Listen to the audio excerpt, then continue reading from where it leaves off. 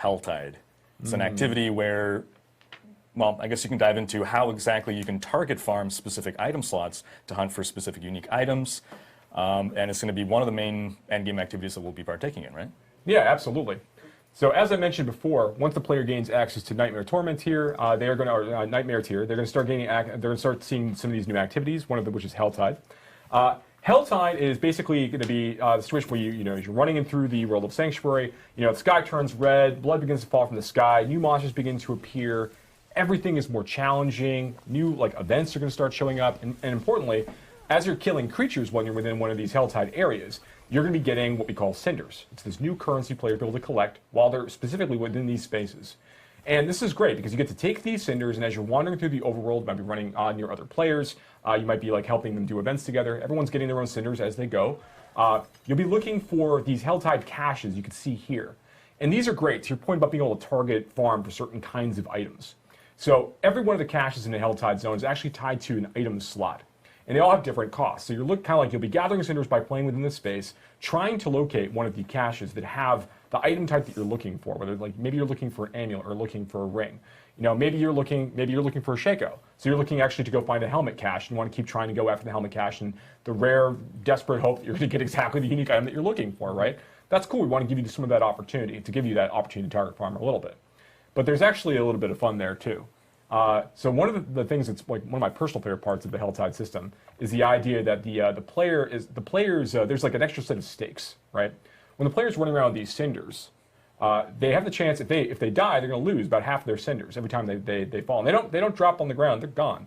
So you have to be very careful about when you're looking to overextend as part of the combat experience in order to farm more cinders, get to the cache that you're looking for, whatever that is. You are putting yourself at more risk the more you try to gather, and the greedier you get, the more likely it is that you're going to lose things.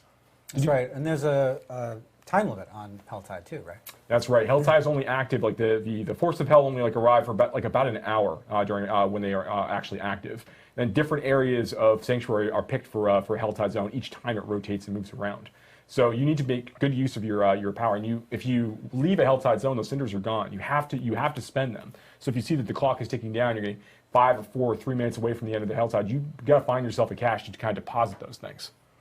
Yeah, absolutely. My experience, I first jumped into a Helltide event with, I think, 23 minutes left on the clock.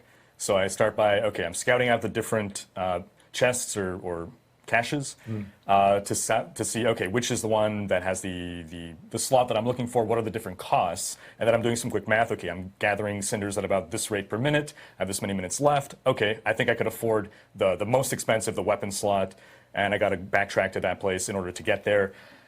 And then I died. And I'm like, okay, recalculating. Yeah. Okay, how much time do I have left now? And okay, GPS, so quickly. Yeah. And then I died again. And better luck next time. Another hour before the next one comes around.